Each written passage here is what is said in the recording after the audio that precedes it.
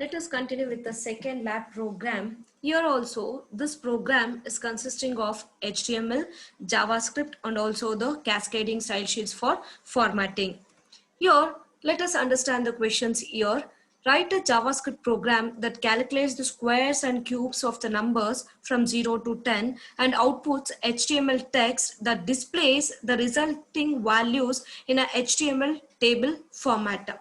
Try to understand that. Here this is a simple question. We are supposed to write the JavaScript. Here the JavaScript is for calculating the squares and cubes of a number from 0 to 10. The question itself is given, the input data is also given, the number should be considered from 0 to 10. Here we are supposed to write the JavaScript. It should calculate the squares as well as the cubes, the squaring as well as the cubing of the numbers from 0 to 10, and whatever the output which we got, it should be displayed in a table format. So in the question itself they specified the output should be in the table format. So let us know how to write the JavaScript code for that. Here just look at the code snippet. Here this is the code snippet for our second program to compute the squaring as well as the cubing of the numbers from 0 to 10. Just have a look on that. Later I will explain in detail. Here, let's start with the first declaration. We already know that this doc type HTML declaration is the document type declaration, which says that it must be appear near the beginning of the document, and also which tells the browser what type of document it is about to process.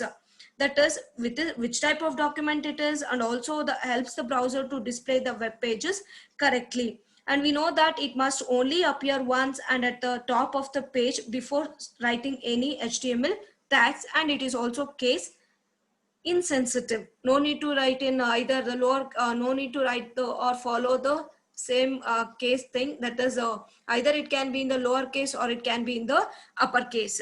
Next, coming to the next thing, that is the HTML tag. We already know that it is the root tag.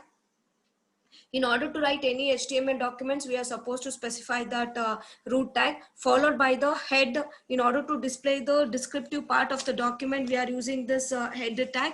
Inside that, we can specify the title, but in our program, we are not using any style tag here, title tag here. Directly we move to the style tag. We know that the style tag, which is used to define the style information, that is cascading style sheet for a document. The cascading style sheets means which are used to format the layout of a web page. Here the cascading style sheets can be added to a HTML document in three ways, that is inline, internal, as well as the external. Inline means inside the HTML elements itself we can specify the style attribute, or internal means we can embed the style sheets inside the HTML document. External means we separately create the file with the extension .css, then we can link that file to the HTML document. But in our program we used in internal cascading style sheets. That is, the style sheets has been embedded inside the HTML document itself, and also it should be specified within the header part. Try to understand. For that body, whatever the contents which we have specified in the body element, the properties should be applied to the body element. So we are supposed to specify the style tags in the in the head tag itself. Next is cascading style sheet selectors. In order to specify the styles for the HTML document, here we are using the cascading selectors, that is the style sheet selectors. In order to select a particular element, whatever the elements which we have identified, the style sheet will be applied to only those elements. The cascading style sheet selectors can be of different types. It can be simple, combinator, pseudo class, pseudo elements, attribute selectors, etc. Here in our example, or in our program, we use element selectors. The name itself tells that element selectors means whatever the elements which we have specified, for that only elements the properties will be applied. Here the selector which takes the form like this, selector name followed by, that is a selector followed by the property values. The property values should be specified within this curly braces, that is a property colon followed by the value, and it should be ended with a semicolon. whatever the properties which we are specifying, all those things should be within this curly braces. Just look at that. Here we use different properties like text property, colors, border, spacing, etc. Here in our example for the table, we are using different properties for the table data, as well as for the table heading. There is a border is 1 pixel solid black. There is a border, we are giving it as a solid black. Next is a width, that is a 33%, we are taking in terms of percentage here. Next, text alignment should be at the center. Next, border collapse is collapse, that is merging into a single border. Next, background color is taken as a light blue. Along with that, we are taking one more style sheet for the table, that is margin of that should be auto. Here just look at the properties. We can use n number of properties, but in our program we use some of the properties of text, color, as well as the borders. Next, coming to the script tag. Here simply I am using that script tag in order to make use of the JavaScript inside the HTML document. Remember one thing, the JavaScript can be written in 3 different ways. It can be inline, that is inside the HTML tag itself we can specify the JavaScript code, or embedded JavaScript, that is internal. Using that script tag we can include or we can embed the script JavaScript inside the HTML document. Or external JavaScript. External means we separately create the JavaScript code with the extension .js, and we can link that JavaScript to our HTML document. But here we are using embedded JavaScript by making use of the script tag. Whatever the JavaScript content we are writing, those things which should be written inside the, in between this script opening as well as the closing tags. Next thing is that, just look at that, the next line itself is document.write. Try to understand what do you mean by the document.write. Means it's a method writes the HTML expressions or the JavaScript code to a document. Whatever the things which we want to return onto the HTML document, we can make use of this write method here. This write method writes the expressions or the JavaScript code into the document. Here this is the one of the HTML DOM method, and also this method is mostly used for testing. If it is used after an HTML document is fully loaded, it will delete all the existing HTML code. Next is the table tag. The table tag which is used to define the HTML tables here. It uses the different tags, that is a TR is for creating the table row, which is used to define that table row. Next is the table heading tag, which is used to define the headings of, that is a table header. We use one more attribute here, column span, that is it makes the wider of that or a span of that data cell with the 3. I'm taking it as 3. After that, TD, the TD attribute, TD tag, which is used to define the data or a table data or a table cell by making use of this tag.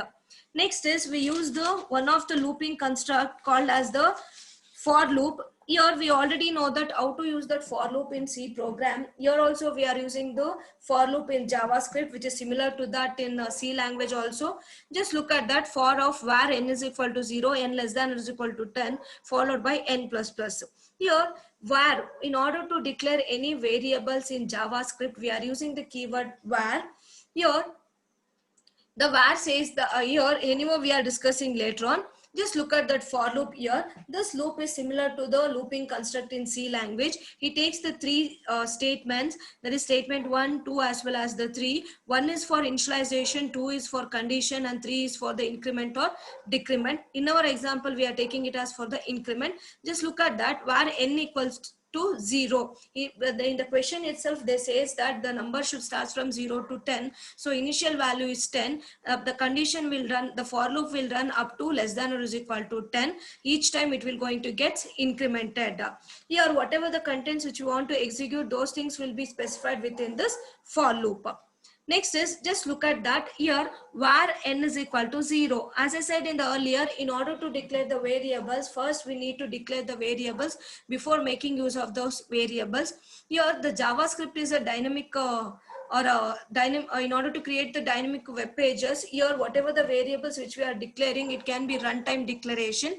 Runtime declaration means as and when we required, we can declare those variables there itself by making use of the variable keyword var here. And also we can initialize the value for that variables, whatever the values which we are initialized by making use of the assignment operator equals, depending on that value I can say that which type of variable it is. Here I'm declaring with the value initializing the value with a 0, then I can say that it is a integer variable. Next, look at that in the document.write. Again, I'm writing one more row. That is, just look at that table row followed by table data. Inside that, the numbers. The number initially starts with a 0. Next, after that, I'm squaring that number. That is n into n. After that, I'm cubing that number n into n into n. After that, it's this document.write method. It's keep on calling until unless the condition becomes n less than or is equal to 10. After that, simply I'm closing the tag table.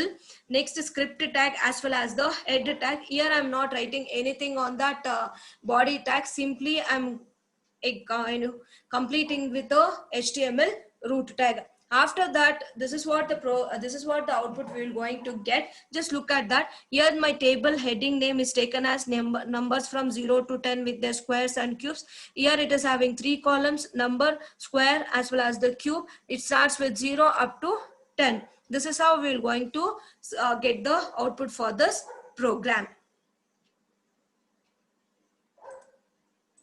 Okay, let's start with the second program execution. Before executing the program, we know the procedure of creating the HTML document. In the Windows operating system, we are using the editor called as the Notepad. Just open the Notepad. There type the second program, that is the HTML code. After that, save the program with the extension .html. I'm saving this document as 2.html, and also select the type is a UTF-8, that is a Unicode encoding. After that, in order to run this program, simply open this document. That is by right clicking on that. Just open with the Google Chrome or any web browsers. I'm using the web browser called as the Google Chrome. Here, just look at that. I'm not providing any title for this document. Simply it is taking as a 2.html the file name. If else if you provide any title, the title can takes over there. Here just look at that output. Here in the question itself they specified that here we need to print the square as well as the cube of numbers from 0 to 10 in the table format. They specified in the question itself. In the browser, that it should be in terms of table. The result should be displayed in terms of what? Table. Just look at that. In this table, initially we are having the heading is number from 0 to 10 with the squares and cubes. After that, we are having 3 columns. That is number, square as well as the cube from 0 to 10. Let us know how it will going to execute. Here, let's start with the program. Here we know that initially the declaration, that is doc type HTML, followed by HTML tag, followed by the head tag. Next is in order to specify the style sheets, here also we are using internal style sheets. So the style tag is specified inside the head tag. Here we are using the cascading style sheets selector called as the element selector. This whatever the properties which we have specified, those properties will be applied to the table row as well as the table data tags. I'm taking this border as solid black, width is 33%, alignment of the text should be center, the border should be collapsed into a single one, and the background color is taken as what? Light blue. You can change any colors. Okay, after that the table margin should be auto. After that, I'm closing that style tag. Next starts with the script tag. Just look at that. Here we are using simply the document write method. The document write method which writes the HTML expressions or Java code to a HTML document. Inside that, just look at that. Inside the function itself, I'm calling the HTML tag table. There it creates the table. The first row which is taken as what with the column span 3. That is the column has been divided into 3. Then the column heading is given as what? The numbers from 0 to 10 with the squares as well as the cubes. Close that row. Next I starts with the next row, but the row data which is taken as what? Number, square as well as the cube. Just look at that. First is the column, that is a heading. After that I'm giving the name it as number, square, cube. Just look at that. First is the column, that is a heading. After that I'm giving the name it as number, square, as well as the cube. Okay, next move on to the next thing, that is here I'm using the for loop construct. As I said in the earlier, the for loop is similar to the for loops which we are using in C language. It consisting of three parts, that is state sorry, initialization, condition, as well as the increment or decrement. Here we created with a variable var n. Here the n is the variable. Initially the question itself they specified it should start from 0 to 10, so initial value is 10. Obviously the condition is up to 10, so n less than or is equal to 10. So here the number gets to increment, so I'm using the increment operator n plus plus. Inside that, in the first row, what I'm printing, just look at that. First I'm printing the number as it is. Next, for the second table data, it is n into n. For the third table data, it is n into n into n. So after that, again the for loop, again it should repeat it until unless the condition becomes false. Again the n value becomes 1. Just look at that. Here initially it is 0, the square is also 0, the cube is also 0. Now the for loop has been incremented, that is the n value has been incremented to 1. 1 square is 1, 1 cube is also 1. Again the n value has been incremented to 2. The square of a 2 is 4, the cube of this 2 is what? 8. Likewise, it's keep on calling that for loop until unless this condition becomes false. As and when the n value becomes 11, the loop gets terminated. After that, we are closing the table tag along with script tag. After that, closing the ed tag followed by the closing HTML tag. This is how we will going to execute the second program in order to display the number, squares, as well as the cubes. This is what the result we got in our program.